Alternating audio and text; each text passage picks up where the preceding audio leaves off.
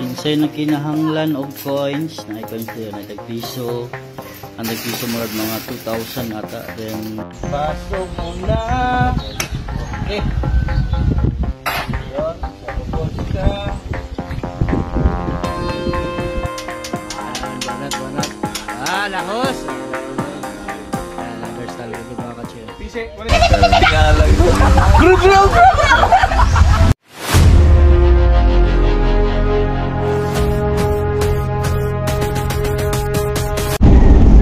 Mga ka-TJ, no, welcome back. So nagbabalik naman ang ating mga ka-TJ. So yun, for this video mga ka-TJ, papunta kami sa Manukan. Sa may magpapakabit sa amin ng private internet. So yun po yung tinatawag na pinagkakabalahan po ni TJ for this video mga ka-idol. So target po natin mga area is yung tawag dito yung walang signal na hindi kayang makasagap ng kahit ni isang bar ng signal. So yun po yung target namin. So gamit po namin ng source of internet is yung Starlink. So yun po yung pinakapatok nowadays mga ka-TJ, no? Napakalakas po ng Starlink mga ka-TJ. So kung sino man yung mga idol natin dyan na mayroong mga area na kung saan hindi kayang abutin ng mga PLDT, Converge at saka Globe Fiber o yung hindi makakuha ng signal, so pwede kayong magkabit ng Starlink internet. Napakalakas kasi yung Starlink mga ka-TJ is direct po siya. Direct siya sa langit na kung saan mayroon dong tinatawag natin satellite. So yun po yung source of internet ng Starlink mga ka-idol. So let's go sa Manukan.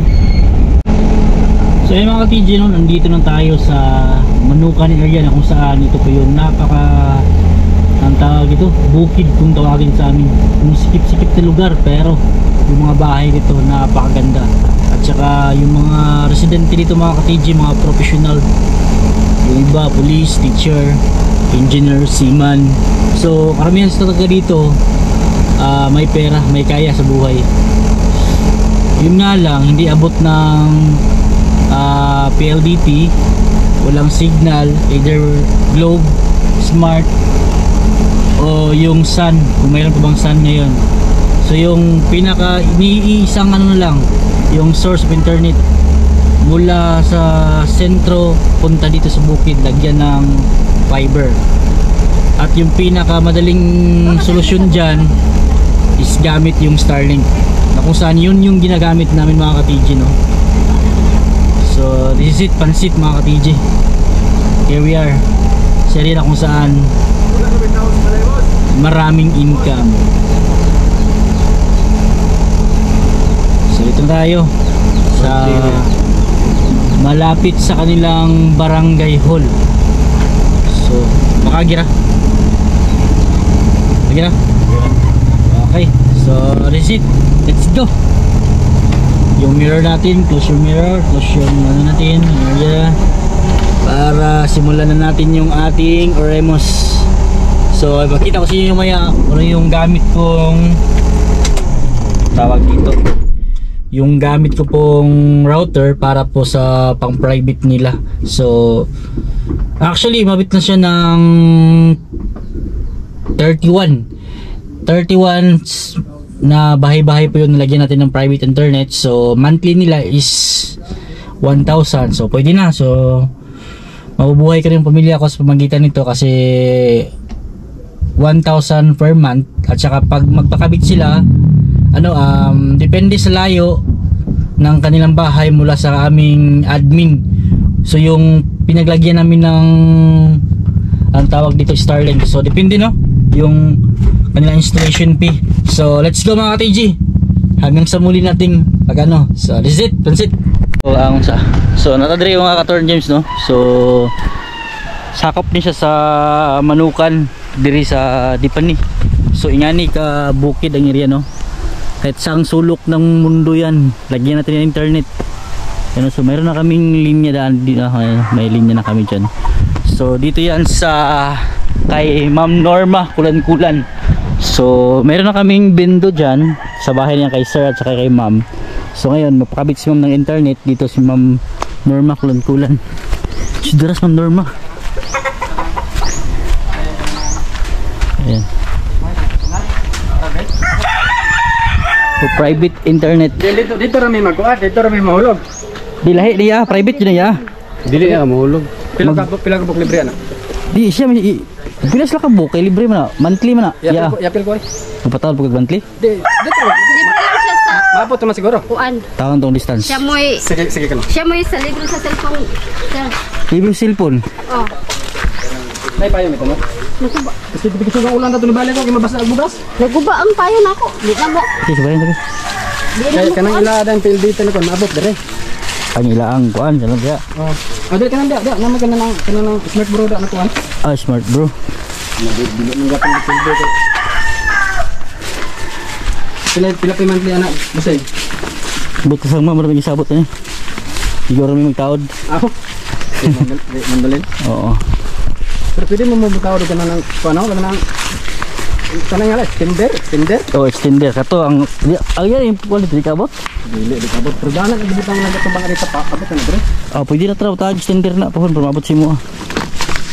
So yan, mo din yung sapa lagi no para magtabok. Pero kanang ina na bawaan yung sulod ana ano. O bawaan. Ana siya kanay mo na yung balay. Ah, okay ra diretso dayo. Inyong lantaw na dana. Kasi mga dana god pero kuan pamagod. Ani oh, sus okay ra jo, dire ta agi jo. Tabok diha. So mo na yung balay ni Ma'am Norma no. So diri siya magpa-private. So lagansig tulaon. So diri no, yang butangan mo. So naa sa mga 200 to 300 meters away kung straight, pero kung dili mo straight mo sig mga 5. So straight na to para di lang kay gastuin mo pa ya. So diri butang private internet. So ikaw man si Norma no kulan so magmana magsabot ni ma'am. Si Ni sir. Si Hal Ramay gi ni kuan nako. O din ang sabot ninyo is Sabado ka mo bayad.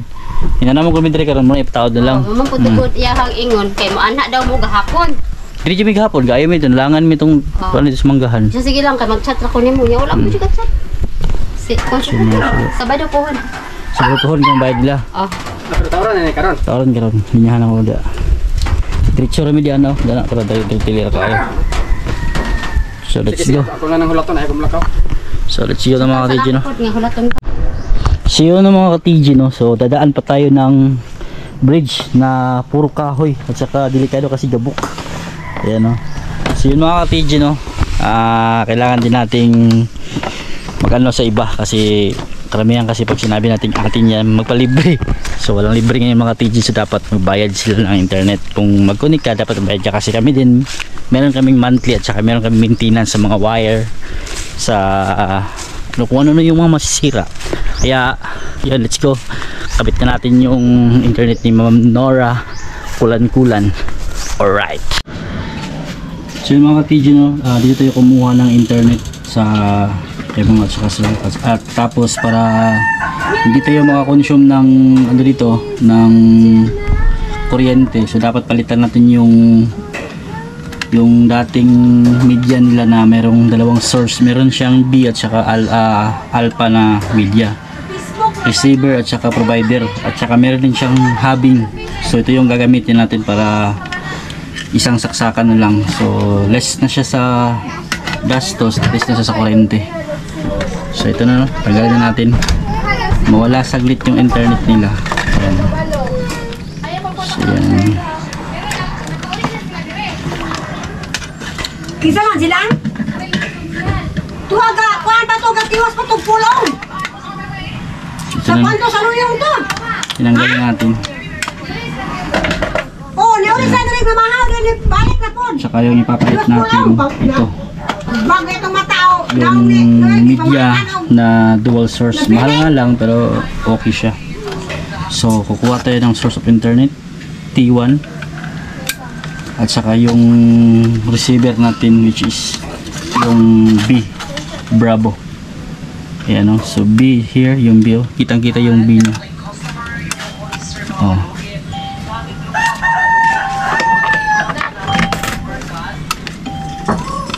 Yun nga lang. Hindi umila yung B.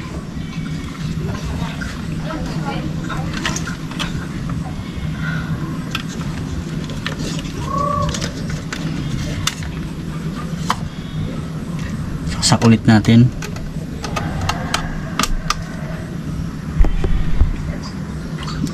Okay, so umilaw yung B. FX2. So FX2 umilaw. Saksak natin yung para sa bendo FT1. Tignan natin. X1, A1 kuha, FX2 wala. So dapat saksak siya na maayos. Hindi siya nagagalaw-galaw.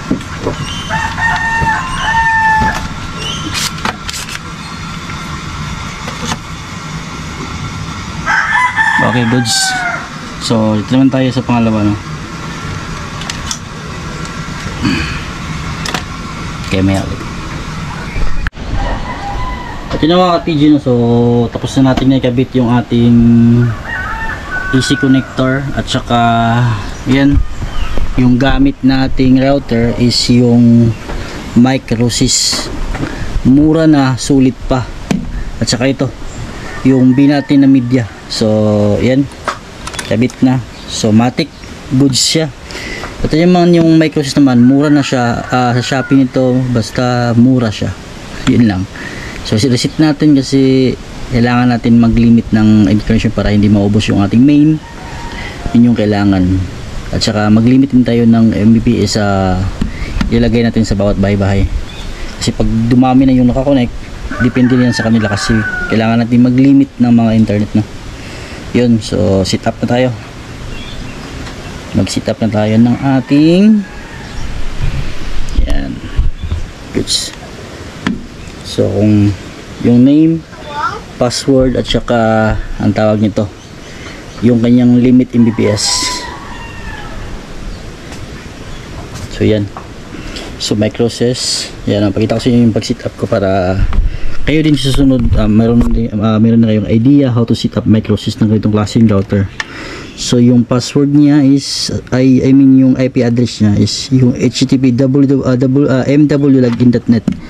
So kailangan natin pumunta sa Chrome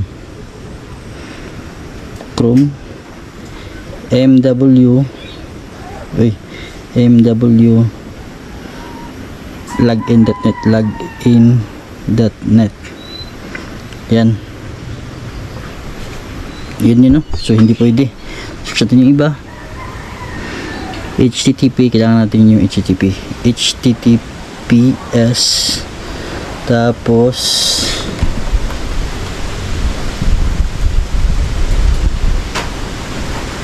MWM hindi yan, mwlogin.net. Kaya pa rin. So wala natin balikan. So balik dito. So HTTPS tapos dalawang line.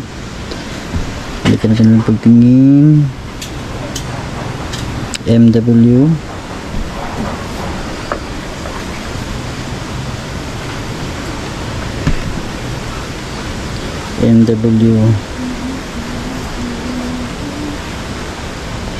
login.net HTTP mwlogin.net. So yun.